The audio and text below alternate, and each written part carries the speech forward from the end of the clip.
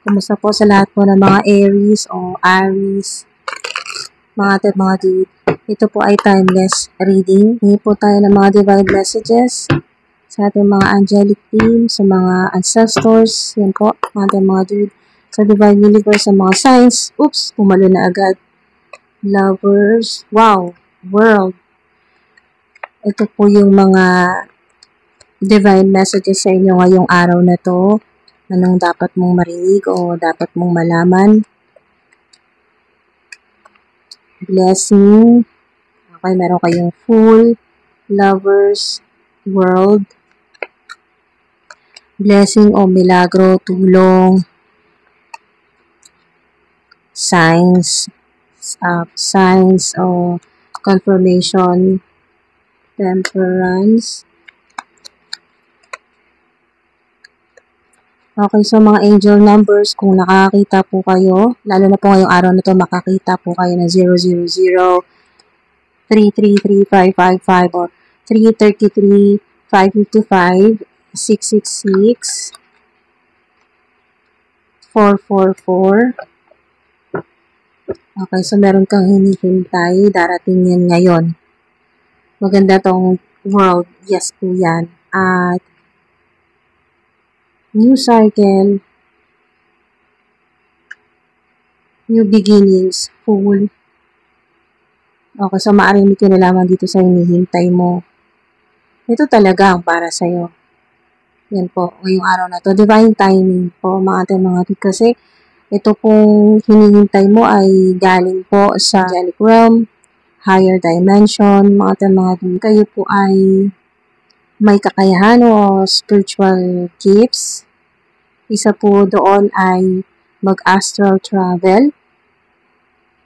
O talagang may connection sa may connection po sa travel, yun po mga dude. Biyahe or ayun po, makapunta sa ibang bansa or kasalukuyan po nasa ibang bansa na po kayo. Wow. So, yung inyo pong blessing ay may connection po sa bagong reality. Okay, bagong mundo mo, bagong buhay mo ito. Na tama-tama, divine timing na ngayon mo matatanggap yung hinihintay mo. Okay? Talagang naniniwala ka na darating ito sa'yo, ibibigay sa'yo ng divine universe. Naghihintay-hintay ka lang. Parang, ang nakikita ko po dito kasi may connection sa temperance. Yung inyo pong mga desisyon, calculated risk. Yan po, mga dude. At ang connection po nito dito sa blessing na darating po sa inyo ngayong araw na to ay yung inyo pong nandito kasi yung faith. Yung parang sigurado ka sa sarili mo na pag humingi ka sa divine universe, ibibigay talaga. At parang alam mo kung ilang oras ka na lang naghihintay. Yung sobrang taas ng psychic power mo na halos nakikita mo sa vision mo na malapit na. Alam niyo yung para po kayong may hindi lahat mag-resonate, pero meron talaga sa inyo na ganun po yung power po ninyo. Grabe. Yan po, kung meron po kayong hinihintay, yung parcel po ninyo out for delivery na, at nakikita nyo po sa map, yan po yung GPS, nakikita nyo po na gumagalaw, nakikita nyo yung parang estimated minutes or kung ilang oras pa po yung hihintayin mo bago makarating sa kung saan po yung bahay po ninyo, yung location po ninyo. So, parang ganun po. At nandun yung patience mo sa paghihintay.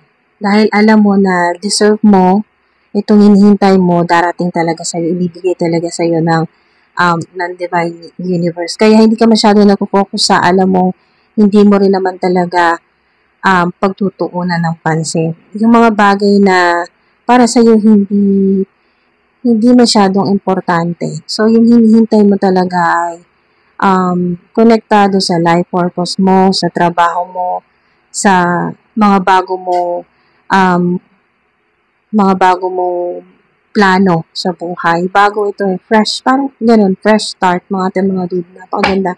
Sa ilan po ay, mari ito na yung bagong chapter na yung kayo po ay magkakaroon na ng love life. Yan naman po sa ilan, no? Love life naman po. Okay, so, yan po yung blessing na darating po sa inyo. Blessing din po kung talagang naghihintay ka pa rin hanggang ngayon na makakasama mo habang buhay. Mga ating mga dude, blessing din po na okay, so blessing din po na ngayon pong araw na to ay nakikilala mo na yung talagang para sa'yo. Yes, yan. Confirmation. Wow. Diba? Yes.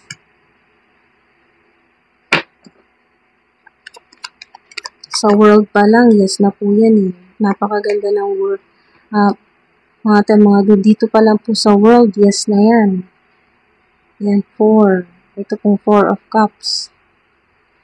Sa ilan, meron po kayong may tatlong offer kang nilagpasan o parang hindi mo,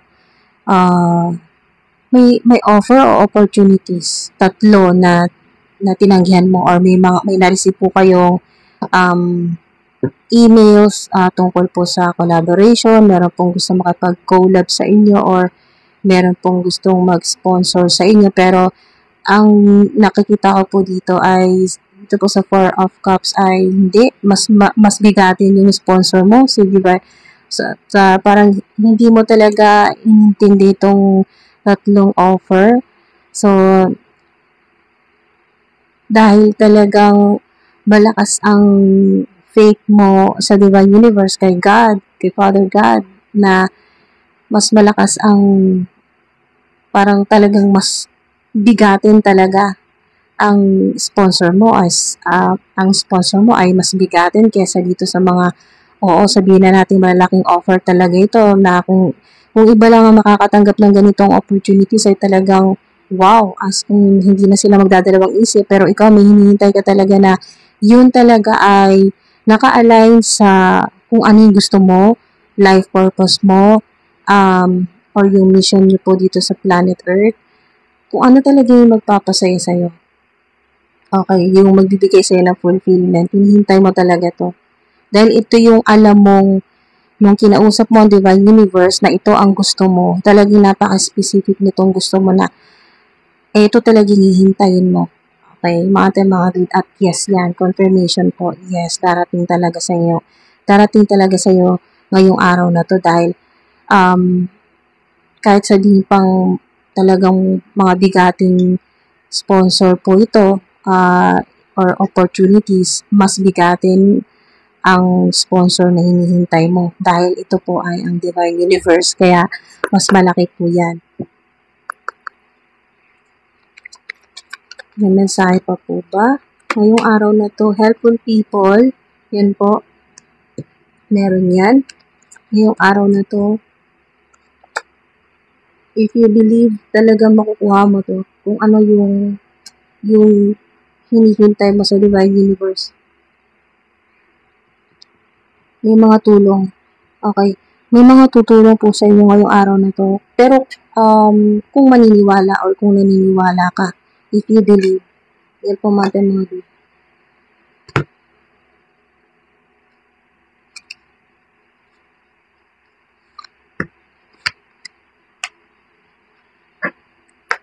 Angelic team.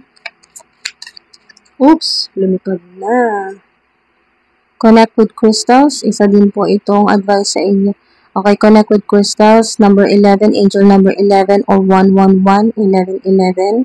Meron din po sa inyo dito makakita po ng 5. Okay, na 1. Bali, 5 po. Okay, so 5 beses po yung inulit ang 1. 1, 1, 1, 1, 1. Hindi po 1111, kundi 11111. So, connect with crystals, mga dude. Advice po yan sa inyo. So, matutulungan po kayo ng crystal sa manifestation, sa healing, sa cleansing, sa pag-purify po ng inyong energy body at ng auric field po ninyo, ng energetic field po ninyo, mga dude. At syempre, mas mapabilis po yung inyong manifestation. Alone time, kailangan mo yan ngayong araw na to. Okay? Angel number 2, 222. Kumonekta din po kayo sa water element o mga water signs katulad po ng Cancer, Scorpio, or Pisces. Sila po yung makakatulong po sa inyo na may sinasabi din dito na go with the flow ka ngayong araw na to. Iwasan mo pumatol iwasan mo pumatol sa mga mahilig makipag-argumento o makipagtalo. Yung parang ngiti-ngiti ka lang, okay, parang hindi mo kailangang i-justify kahit alam mo sa sarili mo na ikaw yung tama at mali yung kausap mo na talaga parang gusto lang talaga ng may pagtatalunan. Yung meron kang hindi magandang energy na makakasalamuha ngayong araw na to at para hindi po ma-block o hindi maharang yung inyo pong hinihintay or yung abundance na minamanifest po ninyo or kung ano man po itong darating sa inyo na napakalaking biyaya, accomplishment ito, completion, public recognition din po sa ilan, or malaking reward mula sa Divine Universe. So, ang 2 kasi ay justice at balance po yan. So, ngayon din po yan, ngayong araw na to matatanggap niyo yung justice, so yung inyo pong good karma. Alright, so, alone time. At sa karma naman po, kung ano yung hindi mo energy, ay naman po ay babalik sa kung kanino po galing hindi magandang energy na ibinabato sa'yo, ayan naman po ay magmumultiply kung kanino po galing. So, mas makakatulong po yung meron kang oras ngayong araw na to para sa sarili mo, makapagpahinga or mag-meditate, yan po, kumonekta sa water, sa crystals, yan po, mga or manalangin, ganyan po. Pero yes na po kayo dyan, kung meron kayong tanong ngayon, yes po ang sagot sa inyo. Watch a movie, so kailangan mo to, maaaring may makuha ka sa movie na mapapanood mo ngayong araw na to, na maaaring may connection sa kung anong hinihintay mo, or ito yung mensahe sa iyo ng Divine Universe, sa mga angelic team mo, tungkol sa hinihintay mo. Meron din pong pusa, coffee, tea, number 54, 555, 444. Umaring edad mo ito, 54 or 45. Yan po. May kinalaman din po sa blonde hair or napaka-specific ng blonde hair. O may makakasalamuha ka na bagong kulay ang buhok or matingkad na kulay na wig. Ganyan po.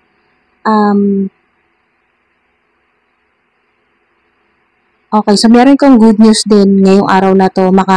Meron dito sa inyo na ngayong araw na to ay matatanggap nyo ang good news. Sa ilan po sa inyo, no? Hindi lahat magre-resonate, pero ang ilan po sa inyo, yung good news, hahabol po hanggang bago ka matulog or nasa kasalukuy, sa ilan po bago ka matulog or sa ilan, lalo na yung mga late na po natutulog, yung inaabot po ng madaling araw, lalo na po pag napasarap po yung panonood po ninyo ng movie or series.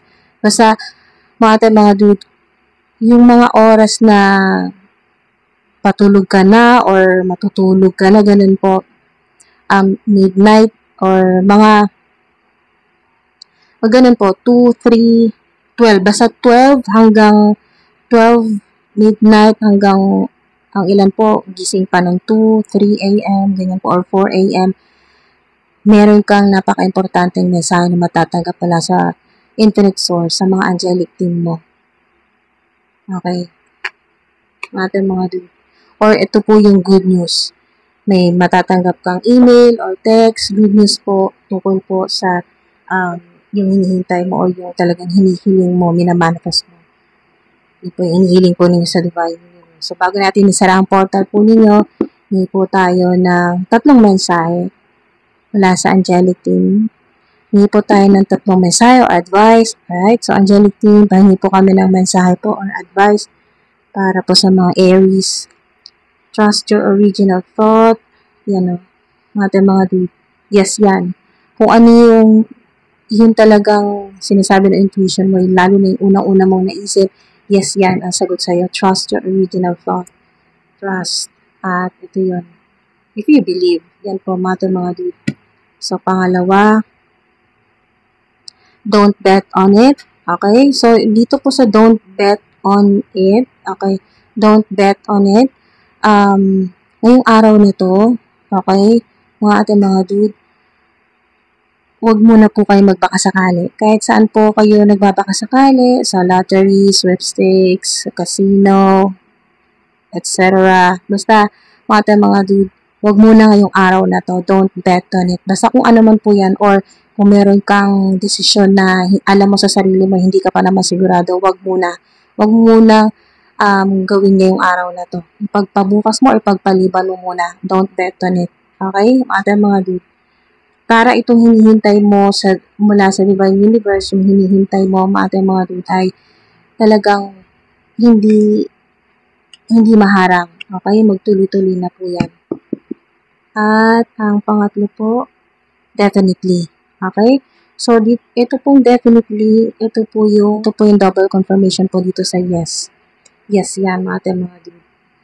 May good news kang matatanggap. Kung hindi mo man matanggap ng umaga, yan po, yung may araw pa talaga, or hapon, sa mga naghihintay ng good news, umaga, hanggang gabi. Okay, mga dude, hanggang gabi. Okay? So, basta maghintay ka bago mag alas 12. Huwag kayo mawala ng pag-asa. Disclaimer, hindi po ginagarantiya, pero may mga possibilities at may malalaking potential po yung mga mensahe dito sa inyo. Yan po, mga dude. Pero sa ilan, kung hindi man kayo mag-resonate ngayong araw na to, dahil ito ngayong araw na to talaga, matatanggap niyan. Definitely, yes yan. Matatanggap niyo yung malaking blessing na yung hinihintay po ninyo. Maghintay-hintay. Ang ilan po, be patient, hintay-hintay ka hanggang hapon kasi meron sa ilan hanggang hapon, 4 p.m. Hintay-hintay hanggang 6 p.m. po. Okay? Meron hanggang alas 9.